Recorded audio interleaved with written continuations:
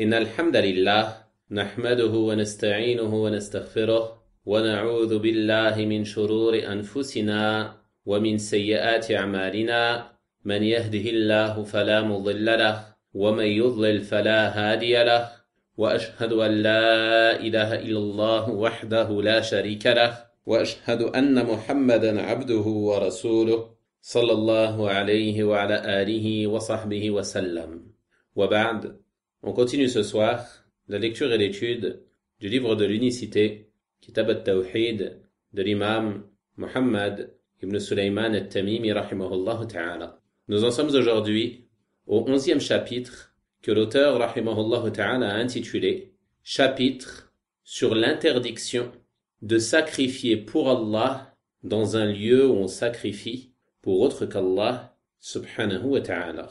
Donc dans ce chapitre, le cheikh rahimahullah ta'ala a voulu nous apporter cette précision en complément du chapitre précédent sur l'interdiction du sacrifice pour autre qu'Allah subhanahu wa ta'ala. Et dans ce chapitre, il va nous montrer que la législation islamique est venue pour interdire le polythéisme, mais également pour interdire les voies menant au polythéisme. Car le fait de sacrifier pour Allah subhanahu wa ta'ala dans un lieu où l'on sacrifie pour autre qu'Allah subhanahu wa ta'ala, ceci peut mener avec le temps à sacrifier pour autre qu'Allah subhanahu wa ta'ala. Et le cheikh rahimahullah ta'ala a spécifié ici le sacrifice, car, comme vous allez le voir, c'est ce qui est venu explicitement dans le hadith qu'il a mentionné. Mais en réalité, le jugement est plus large que cela et englobe de manière générale les adorations. Le fait d'adorer Allah subhanahu wa ta'ala dans un endroit où l'on adore autre que lui. Car le prophète sallallahu alayhi wa sallam a interdit tous les moyens pouvant mener au polythéisme. À titre d'exemple, il a interdit la prière en direction des tombes, même si le prieur n'accomplit cette prière que pour Allah subhanahu wa ta'ala. Le prophète sallallahu alayhi wa sallam lui a interdit de prier en direction de la tombe. De la même manière, il a interdit d'invoquer Allah subhanahu wa ta'ala auprès des tombes, même si celui qui invoque n'invoque qu'Allah subhanahu wa ta'ala. Car les cimetières, ce ne sont pas des lieux qui conviennent pour vouer le culte à Allah subhanahu wa ta'ala. Et ceci peut être une voie menant au polythéisme.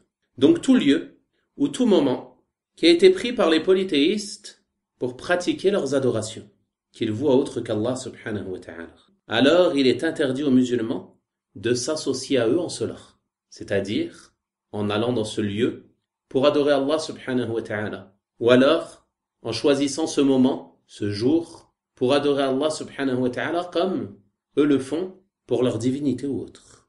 Et ce, comme on a dit, afin de couper toutes les voies menant au polythéisme, et également toutes les voies menant à l'assimilation aux polythéistes. Le cheikh rahimahullah ta'ala a donc mentionné dans ce chapitre un verset et un hadith. Le premier verset qu'il a mentionné, c'est une partie du verset 108 de Surat al-Tawbah, dans lequel Allah subhanahu wa ta'ala a dit « La taqum fihi abada » ne te tiens jamais debout dedans, c'est-à-dire dans la mosquée appelée mosquée d'Ad-Dirar, dans laquelle Allah subhanahu wa ta'ala a interdit à son prophète sallallahu alayhi wa sallam de prier.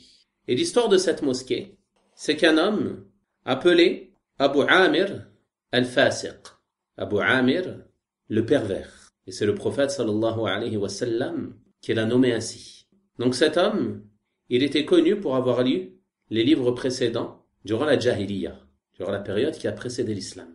Et lorsque le prophète sallallahu alayhi wa sallam a immigré à Médine, Abu Amir a mécru au messager d'Allah sallallahu alayhi wa sallam et l'a détesté.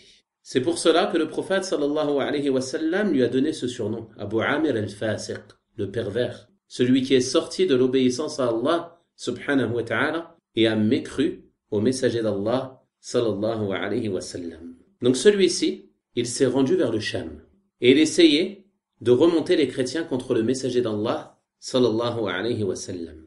Il a alors pris contact en écrivant à un groupe d'hypocrites à Médine et leur ordonnant de construire un lieu dans lequel ils se réuniraient et se consulteraient.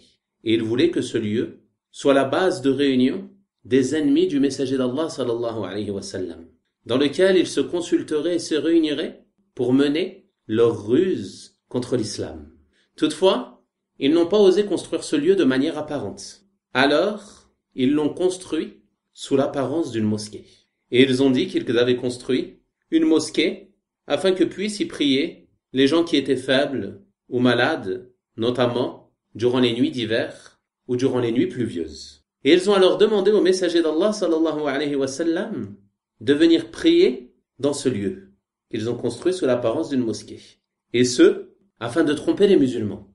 Car si le prophète sallallahu alayhi wa sallam venait prier dans ce lieu, alors c'était en quelque sorte une forme d'approbation pour ce lieu. Ils ont donc voulu ruser et tromper les musulmans en demandant au messager d'Allah sallallahu alayhi wa sallam de venir y prier. Le prophète sallallahu alayhi wa sallam se rendait alors à la bataille de Tabouk. Et il leur a dit qu'il allait voyager pour cette bataille, mais que lorsqu'il reviendrait, il irait prier dans ce lieu. Mais à son retour, alors qu'il s'approchait de Médine, la révélation lui est venue. Allah subhanahu wa ta'ala lui a révélé ces versets de Surat At-Tawbah, dans lesquels il dit subhanahu wa ta'ala, selon le sens rapproché, ceux qui ont édifié une mosquée pour en faire un mobile de rivalité, d'impiété et de division entre les croyants, qui la préparent pour celui qui auparavant avait combattu Allah et son envoyé, et jure en disant « Nous ne voulions que le bien ». Cela, Allah atteste qu'il mente, et médite sur le fait qu'il jure ne vouloir que le bien. Puis Allah subhanahu wa ta'ala dit à son prophète sallallahu alayhi wa sallam « La taqum fihi abada » ne te tiens jamais debout dans cette mosquée, c'est-à-dire ne prie jamais dans cet endroit. Car une mosquée fondée dès le premier jour sur la piété est plus digne que tu t'y tiennes debout, c'est-à-dire dans la mosquée de Quba, celle qui depuis le premier jour a été fondée sur la piété. On y trouve des gens qui aiment bien se purifier et Allah aime ceux qui se purifient. Donc dans ces versets, Allah subhanahu wa ta'ala a dévoilé la ruse des hypocrites et de Abu Amr le pervers. Et il a interdit à son prophète sallallahu alayhi wa sallam de prier dans cet endroit. On voit donc à travers cela que les intentions ont une influence sur les lieux. C'est-à-dire que les mauvaises intentions dans la construction d'un lieu, elles ont une influence sur ce lieu et le rendent mauvais. De la même manière que les bonnes intentions, elles ont une influence sur le lieu en termes de bien et de bénédiction. Eux, ils ont construit cet endroit avec une mauvaise intention. Et ceci a une influence sur ce lieu. D'ailleurs, le prophète sallallahu alayhi wa sallam a ordonné ensuite sa destruction et il a envoyé des compagnons radiyallahu ta'ala anhum afin de le brûler. Tandis que le lieu qui est construit avec une bonne intention, comme la mosquée de Quba, qui depuis le premier jour a été fondée sur la piété. Alors ceci est une source de bien et de bénédiction pour ce lieu. Également, on voit à travers cela l'importance de sans cesse réformer ses intentions. Par exemple, lorsque des personnes participent à la construction d'une mosquée, d'avoir une bonne intention en cela, que leur acte ne soit voué qu'à Allah subhanahu wa ta'ala, qu'ils ne recherchent par cela que la satisfaction et l'agrément de leur Seigneur subhanahu wa ta'ala. On voit également à travers ce verset que ce qui est pris en compte, ce sont les objectifs et les intentions, et non pas les apparences. Regardez ces hypocrites, ils avaient construit en apparence une mosquée. Mais leur objectif n'était pas que ce lieu soit un lieu dans lequel on se rend pour se rapprocher d'Allah subhanahu wa ta'ala. Mais ils avaient pour objectif de ruser et comploter contre le messager d'Allah sallallahu alayhi wa sallam. Par conséquent, Allah subhanahu wa ta'ala a interdit à son messager sallallahu alayhi wa sallam de prier dans ce lieu. Donc, toute personne qui nous montre la vertu et la piété, ceci est accepté de lui en apparence jusqu'à ce qu'on connaisse la réalité de ses objectifs et ses intentions. Donc ceci attire notre attention sur le fait de prendre garde à ceux qui rusent et ceux qui complotent. Que ce soit parmi les non-musulmans ou même parmi les musulmans, parmi les différents groupes, des gens de l'innovation qui rusent contre l'islam authentique pour instaurer leurs égarements et leurs innovations. Il se peut qu'une personne montre de la piété en apparence. Il se peut qu'elle se montre comme quelqu'un faisant beaucoup de bien, comme le font nombre de gens de l'innovation à travers les associations humanitaires et caritatives. Et ils utilisent ce moyen-là pour propager leur mal et leurs innovations. En effet, il se peut qu'ils fassent certaines œuvres de bien, qu'ils construisent des puits, qu'ils nourrissent ou vêtissent des pauvres et des nécessiteux, et ainsi de suite, parmi les œuvres qu'ils peuvent accomplir. Toutefois, il faut prendre garde, car il se peut que leurs objectifs ne soient autres que de propager leur égarement et leurs innovations. Ils se font ainsi aimer des gens, comment?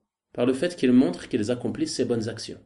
Puis une fois acceptés et aimés par les musulmans, ils commencent à propager leur poison, propager leurs innovations, montrer qu'ils s'opposent à la voie authentique de l'islam, se moquer des gens de la sunna, les dénigrer, et ainsi de suite, parmi les transgressions qui sont commises par nombre de personnes de ce genre-là. Le musulman, il ne doit donc pas se laisser tromper par les apparences. Mais il doit regarder plus loin que cela. Regarder quels sont les objectifs. Qu'est-ce qui va découler de cela, même sur le long terme. Car nombreux sont ceux qui montrent le bien en apparence, mais qui en réalité cachent le mal pour l'islam et les musulmans. Enfin, on tire de ces versets le point le plus important ici, qui est celui pourquoi l'auteur, rahimahullah ta'ala, l'a mentionné, qui est le fait qu'Allah subhanahu wa ta'ala a interdit à son messager sallallahu alayhi wa sallam de prier dans un endroit qui avait été fait pour la désobéissance à Allah subhanahu wa ta'ala. Et ceci est donc une preuve qu'il est interdit de sacrifier pour Allah dans un endroit où on sacrifie pour autre qu'Allah subhanahu wa ta'ala. De la même manière que l'on ne prie pas dans un endroit qui a été fait pour les péchés, la mécréance et le polythéisme. Car tout ceci rentre dans la généralité de ces versets. Ensuite, le cheikh rahimahullah ta'ala a mentionné un hadith et il dit Thabit ibn al-Dhahhak radiyallahu ta'ala anhu a dit un homme avait fait le vœu de sacrifier un chameau dans un lieu appelé Bouwana. Il a alors interrogé le prophète sallallahu alayhi wa sallam à ce sujet. Le prophète sallallahu alayhi wa sallam l'interrogea alors et lui dit se trouvait-il dans ce lieu une idole parmi les idoles de la Jahiliya qui était adorée? Ils lui répondirent alors que non. Puis il dit célébrait-il dans ce lieu une de leurs fêtes, c'est-à-dire une fête des polythéistes? Ils répondirent non. Alors le prophète sallallahu alayhi wa sallam lui dit accomplis ton vœu, car il n'y a pas d'accomplissement d'un vœu dans la désobéissance à Allah, ni dans ce que l'enfant d'Adam ne possède pas. Et ce hadith est rapporté par Abu Daoud d'une chaîne de transmission qui correspond aux conditions d'Al-Bukhari et Muslim, rahimahum Allah ta'ala.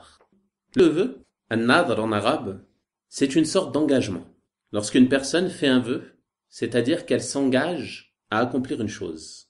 Et dans la législation, il désigne le fait que la personne, responsable et douée de raison, s'engage et s'impose à elle-même une obéissance à Allah subhanahu wa ta'ala qui n'est pas obligatoire à la base dans la législation. Comme par exemple une prière, un jour de jeûne, un pèlerinage, une umrah, une aumône ou autre que cela parmi les adorations. Et on va voir les détails à ce sujet dans le chapitre suivant, Inch'Allah ta'ala. Donc cet homme ici, il avait fait le vœu de sacrifier un chameau dans un lieu qui s'appelle Bouwana, qui est un lieu qui se trouve entre la Mecque et Médine. Il a alors interrogé le prophète sallallahu alayhi wa sallam à ce sujet. Et regardez le bon comportement des compagnons radiyallahu ta'ala anhum. Il ne fait pas la chose avant d'interroger. Et ceci est une preuve de l'obligation de revenir aux gens de science. Et que l'on ne doit pas mettre en pratique une chose parmi les adorations sans savoir si celle-ci est légiférée ou non.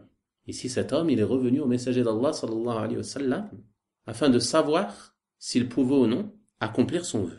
Alors le prophète sallallahu alayhi wa sallam lui a posé ces questions. Il lui a d'abord demandé se trouvait-il dans ce lieu une idole parmi les idoles de la Jahiliya qui était adorée? Et ce qui est visé par l'idole, al-wathan en arabe, c'est tout ce qui est adoré en dehors d'Allah, que ce soit une pierre, un arbre, une statue, une tombe ou toute autre chose. Tout ceci rentre dans la généralité du mot wathan, que l'on a traduit ici par idole. Ceci est donc plus large que as-sanam, qui désigne plus particulièrement la statue. Le prophète sallallahu alayhi wa sallam lui demande donc si durant la Jahiliya, la période qui a précédé l'islam, il y avait une idole qui était adorée en ce lieu. C'est-à-dire qu'elle n'est plus présente, mais auparavant, les gens se rendaient dans ce lieu pour adorer une idole. Ils lui répondirent non, il n'y avait pas d'idole en ce lieu. Ceci nous prouve donc que s'il y avait eu une idole en ce lieu, qui était adorée en dehors d'Allah subhanahu wa ta'ala, alors il n'aurait pas été permis de se rendre dans ce lieu pour faire un sacrifice, même s'il est fait pour Allah subhanahu wa ta'ala. Car l'endroit où les idoles sont adorées, il est obligatoire de le délaisser. Ensuite, il lui posa une seconde question et lui dit, est-ce que dans ce lieu, ils célébraient une de leurs fêtes? Et le mot Eid en arabe, il désigne une chose qui revient et qui se répète. En ce qui concerne la fête qui est liée au temps, comme par exemple Eid al-Fitr, la fête de la rupture, la fête du sacrifice, c'est une chose qui se répète chaque année. Et le mot Eid, il peut être employé également pour un lieu, c'est-à-dire un lieu où les gens ont l'habitude de se rassembler pour l'adoration, et ceci de manière répétitive. Par exemple, en ce qui concerne les gens de l'islam, Arafat, Muzdalifa, Mina, ce sont des endroits de Eid pour les musulmans, car ce sont des endroits où ils se réunissent pour l'adoration d'Allah subhanahu wa ta'ala. On voit donc dans ce hadith que le prophète sallallahu alayhi wa sallam l'a interrogé au sujet de la présence d'une idole, parmi les idoles de la Jahiliya qui étaient adorées, et au sujet de la célébration d'une de leurs fêtes. Ceci nous prouve donc qu'il est interdit de sacrifier pour Allah subhanahu wa ta'ala dans un lieu où l'on sacrifiait auparavant pour autre qu'Allah subhanahu wa ta'ala. Même si on ne le fait plus, même si les polythéistes ne se rendent plus dans ce lieu, car ceci peut être un moyen et une voie menant au polythéisme. Car cela pourrait mener les gens à restaurer, revivifier cela en sacrifiant pour autre qu'Allah subhanahu wa ta'ala. Et de la même manière, comme on a dit, il est interdit de prier auprès des tombes, d'invoquer auprès des tombes, car tout ceci, ce sont des moyens qui mènent au polythéisme. Même si cette prière et ces invocations, elles sont vouées à Allah subhanahu wa ta'ala. Ensuite, le prophète sallallahu alayhi wa sallam, après avoir su que dans ce lieu, il n'y avait pas d'idole qui était adorée parmi les idoles de la Jahiliya, ni aucune de leurs célébrations, il lui dit alors, accomplis ton vœu. Et ceci est une preuve de l'obligation pour celui qui fait un vœu de l'accomplir si celui-ci est une obéissance à Allah subhanahu wa ta'ala, comme on va le voir dans le chapitre suivant. Puis il lui dit sallallahu alayhi wa sallam, car il n'y a pas d'accomplissement d'un vœu dans la désobéissance à Allah subhanahu wa ta'ala. En effet, si une personne fait un vœu et que celui-ci comprend une désobéissance, alors il ne lui est pas permis de l'accomplir. Et entre dans cela, si ce lieu était un lieu dans lequel une idole était adorée, ou dans lequel les polythéistes célébraient une de leurs fêtes. Alors dans ce cas-là, il aurait été interdit à cet homme d'accomplir son vœu. Ceci est donc une preuve claire de ce que l'auteur, rahimahullah ta'ala, a voulu nous démontrer dans ce chapitre, et qui est l'interdiction de sacrifier pour Allah subhanahu wa ta'ala dans un lieu où l'on sacrifie pour autre qu'Allah subhanahu wa ta'ala. Même si cela n'a plus lieu aujourd'hui, même si c'était un lieu de polythéisme par le passé, on ne doit pas se rendre dans celui-ci pour sacrifier, même si ce sacrifice est pour Allah subhanahu wa ta'ala. Reste une question ici, sur laquelle nombre de personnes pourraient s'interroger, et qui est le fait que certains récits sont rapportés de compagnons du messager d'Allah sallallahu alayhi wa sallam, wa radiyallahu ta'ala anhum, et qu'il est arrivé à certains de prier dans des églises. Comment réunit-on entre cela et l'interdiction qui nous est présentée dans ce chapitre à travers le verset de Surat At-Tawbah et ce hadith que l'on vient de lire? Les gens de science ont dit que cela est différent, premièrement, car le fait de sacrifier pour Allah subhanahu wa ta'ala ou de sacrifier pour autre qu'Allah, en apparence, l'acte est le même. C'est-à-dire que ce qui va différer entre l'acte du musulman qui sacrifie pour Allah subhanahu wa ta'ala et l'acte du polythéiste qui sacrifie pour autre qu'Allah subhanahu wa ta'ala, qu'est-ce que c'est? C'est l'intention. C'est ce qui se trouve dans leur cœur. Sinon, l'acte en lui-même, en apparence, c'est le même. Il va prendre un couteau, il va égorger cette bête pour la sacrifier. Et ce qui va différer, c'est l'intention qu'il y a dans leur cœur. Donc, si une personne se rend dans ce lieu, dans lequel on sacrifie pour autre qu'Allah subhanahu wa ta'ala, comme par exemple auprès d'un mausolée, et dit, je me rends dans ce lieu, moi, pour sacrifier pour Allah. Je ne le fais pas pour ce mort. On lui dira alors, ceci est interdit, car ceci pourrait porter à confusion. En te voyant, on ne va pas savoir si tu sacrifies pour Allah ou pour autre qu'Allah. Et ceci est donc une cause menant au polythéisme majeur et poussant les gens, par la suite, à sacrifier pour autre qu'Allah, subhanahu wa ta'ala. Alors que la prière, dans une église, comme cela a été fait par certains parmi les compagnons, radiyallahu ta'ala anhum, les gens de science ont dit que cela diffère dans les actes et les mouvements. La prière du musulman, elle n'est pas semblable à la prière du chrétien. Lorsque l'on voit un musulman accomplir la prière, on n'a pas de doute, de par ses actes, qu'il est musulman. On ne va donc pas confondre son acte avec celui d'un polythéiste ou d'un mécréant. Reste à savoir quel est le jugement de la prière dans une église. On a vu que cela différait de ce que l'on vient de voir dans ce chapitre. Mais est-ce que cela est permis ou non? Les gens de science ont dit qu'en cas de besoin, par exemple, si le musulman ne trouve aucun autre endroit pour prier, et que le seul endroit où il peut prier, c'est une église, et que cet endroit est pur, et qu'il ne comporte pas de statue ou autre représentation humaine, alors dans ce cas-là, il est permis pour le musulman d'y prier. Comme on a dit, seulement en cas de besoin. S'il n'y a pas de besoin, alors il n'y a aucune raison d'aller accomplir la prière dans ce lieu. Mais s'il y a un besoin, qu'il est contraint d'accomplir la prière dans ce lieu, que l'endroit est pur, et qu'il ne s'y trouve aucune statue ou représentation humaine ou animale, alors dans ce cas-là, il n'y a pas de gêne, incha'Allah ta'ala. Mais s'il s'y trouve des statues, comme c'est le cas dans la majorité des églises, où ils ont certaines représentations, alors la majorité des gens de science ont dit que cela est détestable, qu'il est détestable de prier dans cet endroit. Et certains parmi eux, comme c'est le cas de Cheikh al-Islam ibn Taymiyyah rahimahullah ta'ala, ont dit que cela est interdit, qu'il n'est pas permis d'accomplir la prière dans une église où se trouvent ces représentations. Il est d'ailleurs rapporté de certains compagnons radiyallahu ta'ala anhum qu'ils disaient: nous ne rentrons pas dans leurs églises dans lesquelles il y a des représentations. Et qu'en est-il des lieux de prière que l'on peut trouver dans certains aéroports ou certaines gares, dans lesquels prient des gens de différentes religions? La réponse est que le jugement est le même. Si cet endroit est pur, qu'il n'y a pas de représentation dans l'endroit où tu pries, et qu'il y a un besoin, que tu ne trouves pas d'autre endroit pour accomplir ta prière, alors il n'y a pas de gêne, incha'Allah ta'ala. On a donc terminé avec ce chapitre, et on a vu dans le verset que l'auteur rahimahullah ta'ala a cité, que de la même manière qu'il n'est pas permis de prier dans un endroit qui a été fait pour la désobéissance à Allah subhanahu wa ta'ala, alors de la même manière, il n'est pas permis de sacrifier pour Allah subhanahu wa ta'ala dans un endroit où l'on sacrifie pour autre que lui subhanahu wa ta'ala. Et on a vu dans le hadith l'interdiction claire et explicite de cela. Étant donné qu'il nous reste encore un peu de temps, on va directement passer au chapitre suivant, incha'Allah ta'ala, qui concerne le vœu pour autre qu'Allah subhanahu wa ta'ala. Ceci est donc le 12e chapitre que l'auteur rahimahullah ta'ala a intitulé « Il fait partie du polythéisme de faire un vœu pour autre qu'Allah subhanahu wa ta'ala ». On a vu que le vœu c'est une forme d'engagement et que dans la législation, il désigne le fait que la personne responsable, pubère et douée de raison, s'engage et s'impose à elle-même une adoration ou un acte d'obéissance qui n'est pas obligatoire à la base dans la législation. Ceci est la définition du vœu. Par exemple, une personne va dire « Je fais le vœu de jeûner cette semaine pour Allah lundi et jeudi ». Le jeûne du lundi et du jeudi, ils ne sont pas obligatoires à la base de la législation.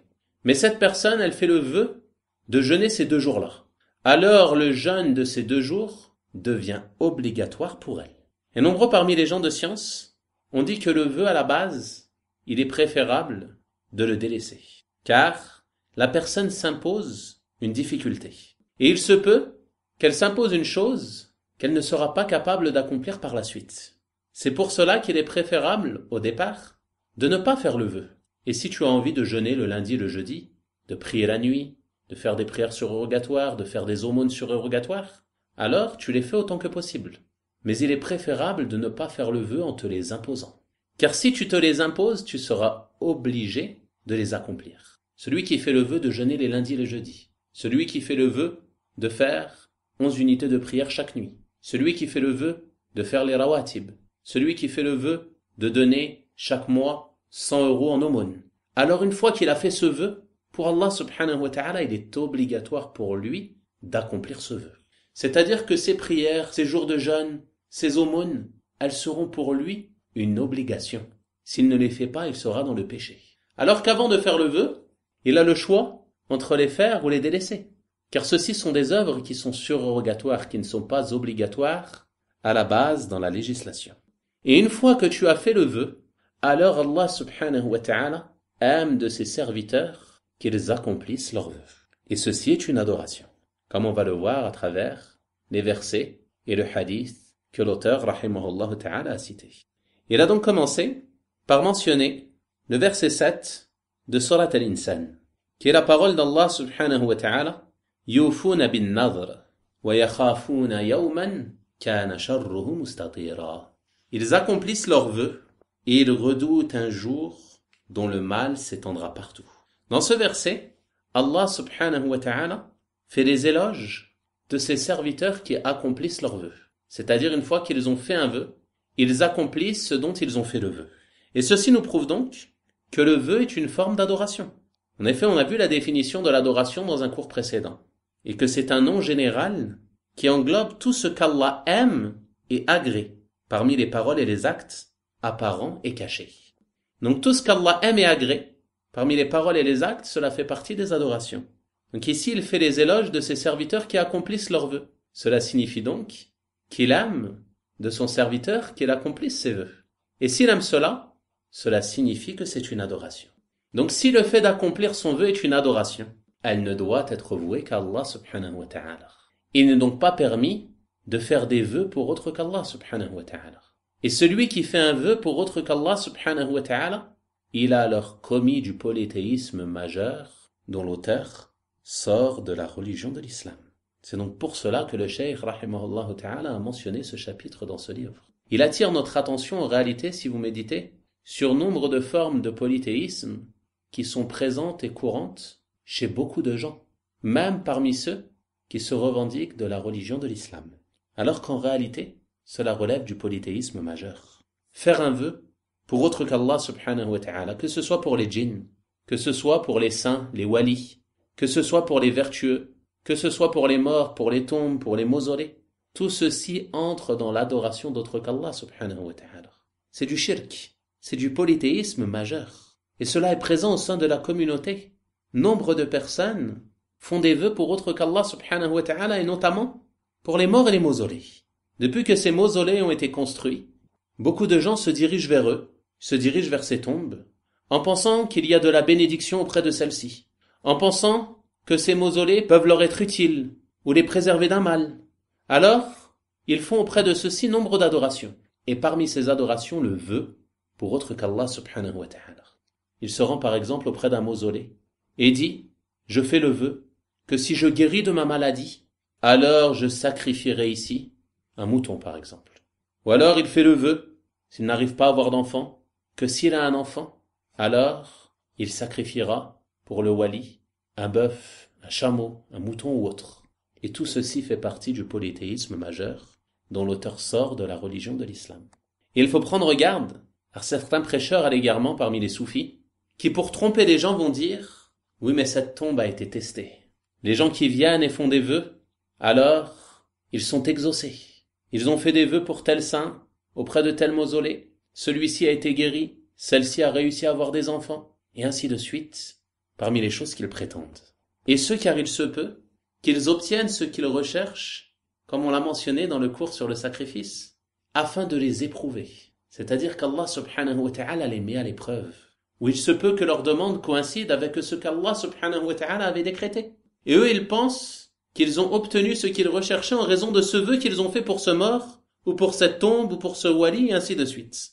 Et le fait d'obtenir ce qu'ils recherchent, ceci ne prouve pas qu'ils ont fait un acte qui est permis et légiféré. Et il est obligatoire pour les musulmans d'être attentifs à cela. Car ceci est une ambiguïté qui est très répandue.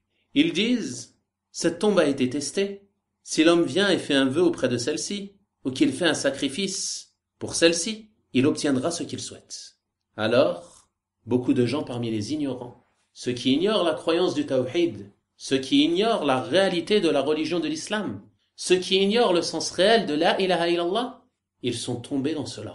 Et ils ont voué différentes sortes d'adorations à autre qu'Allah subhanahu wa ta'ala. Et parmi ces adorations, le vœu pour autre qu'Allah subhanahu wa ta'ala.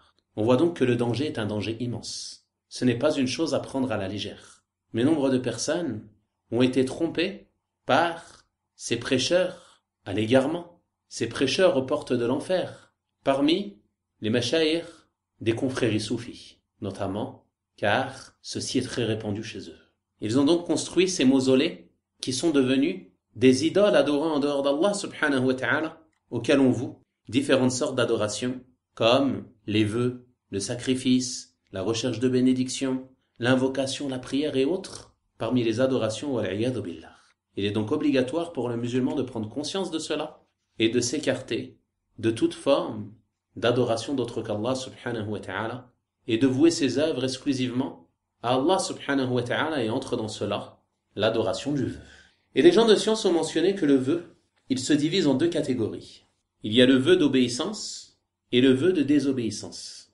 Le vœu d'obéissance, c'est-à-dire que la personne, elle va faire le vœu d'accomplir un acte d'obéissance. Par exemple, d'accomplir, comme on a dit, le jeûne du lundi et du jeudi, d'accomplir une umrah, de donner une aumône. Ceci est un vœu d'obéissance. Il s'impose et s'engage à accomplir une œuvre qui à la base n'est pas obligatoire. Mais une fois qu'il a fait ce vœu, alors ceci devient obligatoire pour lui. Et c'est pour cela, comme on a dit, qu'il est préférable de le délaisser et de ne pas s'imposer l'accomplissement de ces actes, mais de les faire avec désir, sans que ceci soit un engagement et une contrainte. D'ailleurs, le prophète sallallahu alayhi wa sallam a dit dans un hadith authentique rapporté par l'imam Muslim, rahimahullah ta'ala, ne faites pas de vœu, car le vœu ne vient pas avec du bien, et il ne fait qu'extirper les biens de l'avare. Qu'est-ce que cela signifie? Cela signifie que sans le vœu, par exemple, il n'aurait pas fait d'aumône. Mais étant donné qu'il a fait le vœu, il est obligé de faire l'aumône. Il est donc préférable de faire cet acte surogatoire sans te l'imposer. Si tu le souhaites, tu l'accomplis, et si tu ne le souhaites pas, tu le délaisses, car ceci n'est pas une obligation à la base. Donc pourquoi te rendre les choses compliquées et difficiles en te les imposant? Allah subhanahu wa ta'ala dit d'ailleurs dans son noble livre, verset 185 de Surat al-Baqarah, « Yuridu Allahu bikumul yusr, wa la yuridu bikumul usr » Allah veut pour vous la facilité, il ne veut pas pour vous la difficulté. Donc en t'imposant d'accomplir un acte qui n'est pas obligatoire à la base, il se peut que tu t'imposes une difficulté car il se peut que cela soit difficile pour toi par la suite. Donc il est préférable de le délaisser. Mais si tu l'as fait, alors Allah subhanahu wa ta'ala aime de toi que tu l'accomplisses. Et il est obligatoire pour toi de l'accomplir. Quant au vœu de désobéissance, c'est le fait qu'une personne fasse le vœu de commettre un péché. Il dit par exemple, « Oh Allah, si tu me guéris de ma maladie, j'irai voler, j'irai boire de l'alcool. Ou alors, je délaisserai la prière, wal-'iyadhu billah. » Il n'y a pas de doute que ceci est interdit et fait partie des péchés. Donc celui qui prononce une parole comme celle-ci, il n'y a pas de doute qu'il ne doit pas accomplir son vœu, comme on va le voir par la suite dans le hadith que l'auteur rahimahullah ta'ala a cité. Quoi qu'il en soit, on voit dans ce verset que le vœu, pour autre qu'Allah subhanahu wa ta'ala, est du polythéisme. Car le vœu est une adoration. Car Allah subhanahu wa ta'ala a fait des éloges et a complimenté ceux qui accomplissent leurs vœux. Donc si c'est une adoration, celui-ci est réservé à Allah subhanahu wa ta'ala et ne doit être voué à nul autre que lui. Et le fait de vouer le vœu à autre qu'Allah subhanahu wa ta'ala, alors ceci relève du polythéisme majeur dont l'auteur sort de la religion de l'islam. Wal-'iyadhu billah. Ensuite, l'auteur rahimahullah ta'ala a mentionné un deuxième verset, qui est le verset 270 de Surat al-Baqarah, dans lequel Allah subhanahu wa ta'ala a dit وَمَا أَنفَقْتُم مِّن نَفَقَةٍ أَوْ نَذَرْتُم مِّن نَذْرٍ فَإِنَّ اللَّهَ يَعْلَمُهُ. Et tout ce que vous faites comme dépense, et tout ce que vous faites comme vœu, Allah le sait. C'est-à-dire, Allah subhanahu wa ta'ala le sait, et il vous rétribuera donc en fonction de cela. Il y a donc dans ce verset un encouragement à accomplir son vœu. Une fois qu'on l'a fait, à l'accomplir. Et le Cheikh rahimahullah ta'ala a mentionné ce verset car il nous prouve que le vœu est une adoration pour deux raisons. La première est qu'Allah subhanahu wa ta'ala a joint ici le vœu aux dépenses, c'est-à-dire aux aumônes. Et il n'y a pas de doute que les dépenses sur le sentier d'Allah subhanahu wa ta'ala sont une adoration.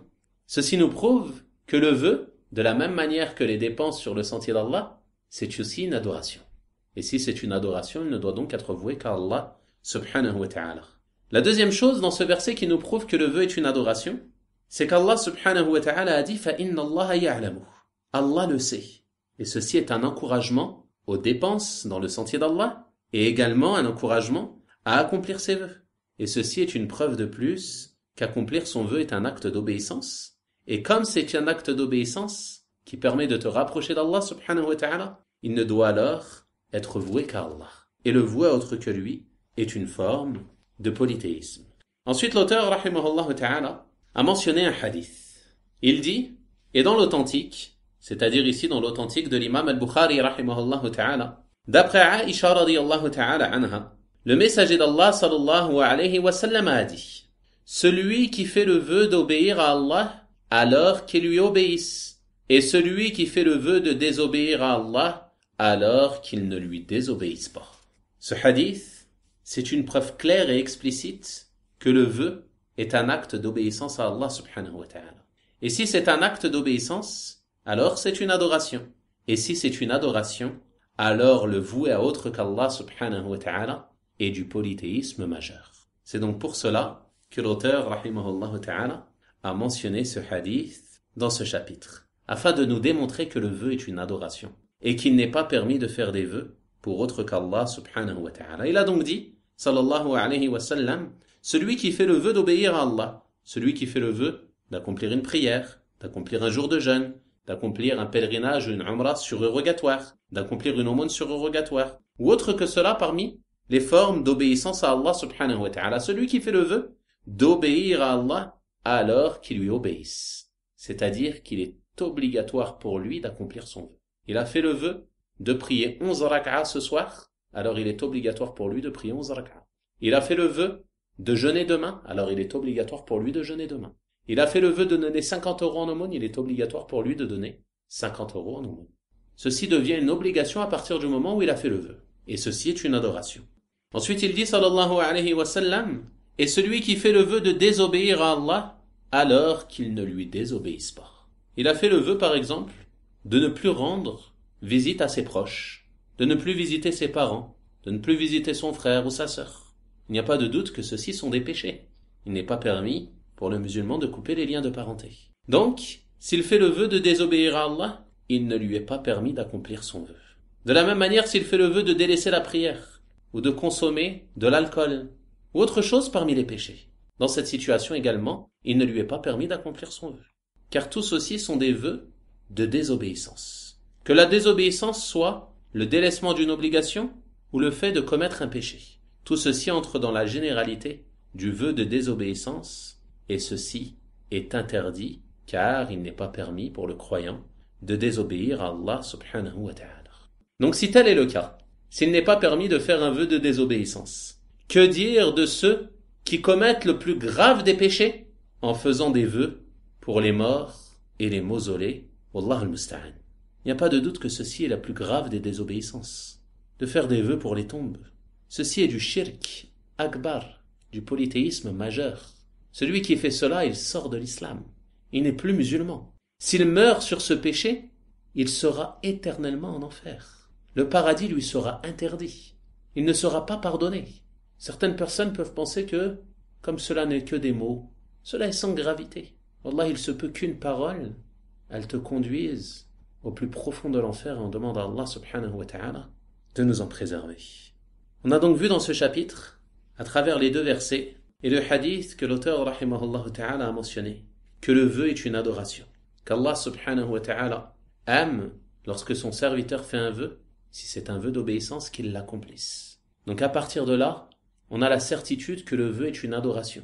Et comme c'est une adoration, alors elle ne doit être vouée qu'à Allah subhanahu wa ta'ala.